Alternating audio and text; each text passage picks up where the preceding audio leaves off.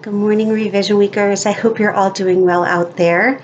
Sure is still an upside down world. I know we were all hoping it wouldn't be anymore. I have my nice warm mug of tea. I hope you have a good beverage for this revision session. I have my fun pens. Can't go anywhere without fun pens. I've got a printout of the manuscript I'm going to work on. And I actually, for this particular manuscript, have a printout of one of the critiques right here. And then I've got notes, 2 different notes opened up on my second computer screen. And I challenge you to get all of those things ready so you can pause the video while you do that. Make sure you have everything you need right there. We don't want any barriers. So go ahead and get all of those things. And then I also have my sand timer because I want to make sure that I'm really able to do some deep dive, deep work, which is really hard to do, hard to get my brain to do that these days. So I'm going to set my 30-minute sand timer. We won't be on video for 30 minutes, but it gives me at least a goal in terms of how long I want to revise. Okay, so letting go of fear. That's our goal for revision week. I don't know if you remember the post, but let go of fear. Revising is scary.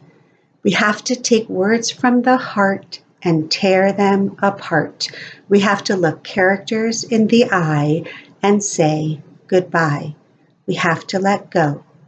We have to let go of hesitation and trepidation as we embark on a new frontier without the weight of fear. And that's what we're going to do today. We are going to let go of all of our fear as we revise. I know, easier said than done. So let's start with small steps. Step 1, take a look at your manuscript. What does it need? What's missing? It struck me late last night. By the way, this is revision round 7 for me of this manuscript. I've been revising it for 3 or 4 years. I wrote it for picture book writing week, I don't know, pre-pandemic. So it's been 3 or 4 years, I think. And I just can't get it right. No matter what I do, I can't get it right. So identify what's not working first. So for me, for this particular manuscript, I think I need to add another layer. And I think I'm going to try to add a math layer, actually. That was my realization late last night as I was talking into my phone about this manuscript. And I think I need to add a layer of marketability to this manuscript. It's got great hooks, but I think it needs one more hook in order to really get it to where it needs to be. So think about your manuscript. What does it need right now? What does your character need? What's working?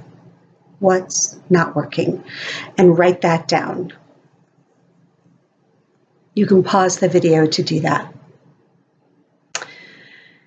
Once you've figured out what's working and what's not, I want you to be brave enough, let go of your fear, to open a blank page. And I just did that on this screen above me, which is why I keep looking up. Open a blank page. You've got nothing to lose. We're going to hold on to the things that work because you've got versions saved, but we're going to let go of the things that don't. And this manuscript needs a lot of letting go for me right now. I've got the character. I know this character and I know her personality, but her personality isn't coming through enough.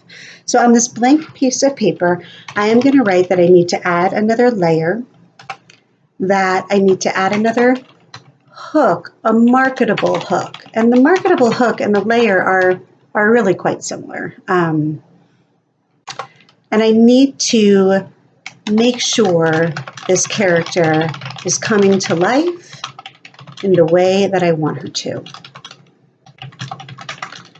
Now I want you to take your blank piece of paper, whether it's you're writing or whether you're typing, and I want you to write out the 3 things that you want to attempt to do for your manuscript. Do you want to add another layer? Do you want to take a look at your hooks? And I guess hooks and layers really are the same thing in many ways. But I think when we think about layers, we want to think about what makes it marketable. So when I think about adding a math layer to this book, that certainly makes a STEM hook possible. And then I want you to think about what is working. And so right now what's working is I really do understand my character. I know the language that she would use. So I'm going to write that down. And I encourage you to write that down as well. It already has a couple of hooks. Lynn Marie talks about having 3 solid hooks, and I think that's really good advice. So I already have a couple of hooks. And I think what else is working is my pacing is working. It's smooth. There aren't any parts that slow down too much or speed up too much, but I'm going to need to revisit my pacing when I work in this other layer. Okay, so I want you to think about what's working, and you can pause the video to do that. Okay, now the next task is to really take a look at the scenes, and so in my mind, and so we need to let go of fear and take a look at our scenes and know which ones move the plot forward and which ones don't. So take a look at your scenes. Are they giving you enough visual? Are they helping you move your plot forward? If they're not, cut them. Does that mean you're cutting characters? If you can cut a character and it doesn't mess with your story, cut it.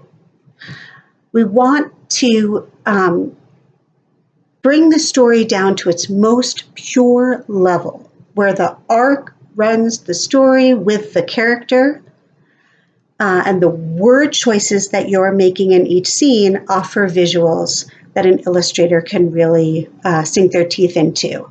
And if you're an illustrator, then I want you to think about whether what you've included in your art has enough layers, moves the story forward, complements the text, and really adds to that overall 50-50 package that is art and text in a picture book.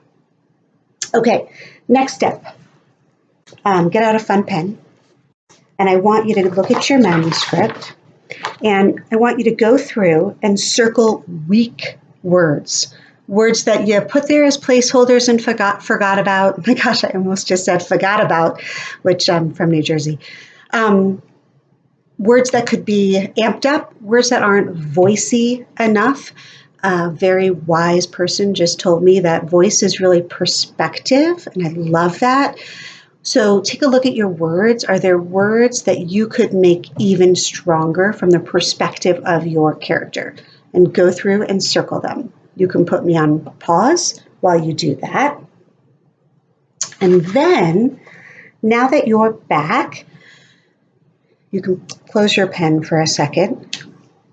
I want you to look at your blank piece of paper, and I want you to think through what the pacing and rhythm of your book is going to be. So, what is your opening image? What is the most important opening image that really helps your reader know who that character is? Did you nail it in the version that you're looking at? Or does your opening image need to shift? Oftentimes our opening image is actually in scene 2, but we don't realize it. So do you need to shift it? Take a look. Then I want you to think about how quickly you get to your conflict. And then I want you to take a look at your rising tension. And that would be my puppy barking. She's having a heck of a day. I don't know what's going on. And once you look at your rising tension, I want you to take a look at whether you then culminate in a satisfying climax to then have your falling action to a satisfying conclusion. So I'm going to pause this while you take a look at the way your arc is running through your manuscript. Oh, I don't have to pause it. You can pause it. Okay, the puppy threw me off. Okay, then look at your emotional arc. Do you have an all is lost moment? Did you capture that? Do you have moments throughout the manuscript that are resonant? Even if it's funny, even if your manuscript is funny, you've got to make sure that your emotional arc is carried through. So now that's a lot. That is a lot. So let's pick something that we're going to work on for this particular manuscript. And since I am adding a more marketable hook and another layer, which we've sort of decided are inextricably linked, and mine's going to be math, what I need to do for myself to make this work is I need to create a word. I just blanked on the term that I use. Okay, anyway, I'm going to create a word box of all of the words that I might use that would support that layer. So when we think about math, we think about counting, we think about addition, subtraction, multiplication, measurement, weight, shapes. That's all I can think of right now. So that's okay. I'll come back and add more. Word bank, that's what I call it, a word bank.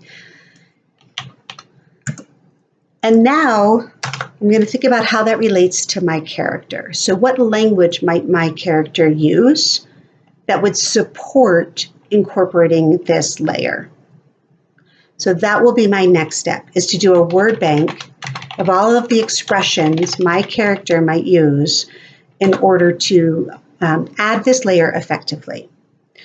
So those are going to be my first two steps, to really take a look at that and hone in on it so that when I begin to weave the layer through, it works effectively. So now you think about what you're going to do on this revision week tune-up day. Are you going to create a word bank of expressions your character might use? Are you adding a layer? So do you need to do some research? And actually, that's another step I'm going to need to take today, is to do some research. Are you going to take a look at your narrative arc? Are you going to cut your manuscript into scenes and lay it around the table and see if each scene has earned its place in your manuscript, so that when you start on your blank piece of paper, you know which scenes to keep and which not to keep? Are you going to spice up your word selection, which is something that Katie and Joanna really helped me do? They really helped me take a look at the words I've used. Are you going to amp up humor? Michal really helps me amp up humor. As I mentioned, Lynn talks about having 3 marketable hooks, and we've already talked about that. And Shannon is a master at musicality and rhythm and meter. And so are you going to look at the musicality of your manuscript? Doesn't matter which direction you choose today. What matters is that you let go of fear, let yourself work for a period of time, tearing this manuscript apart in the ways that we've talked about, and seeing where it takes you. I hope this video was helpful, and we'll talk soon. Happy revising.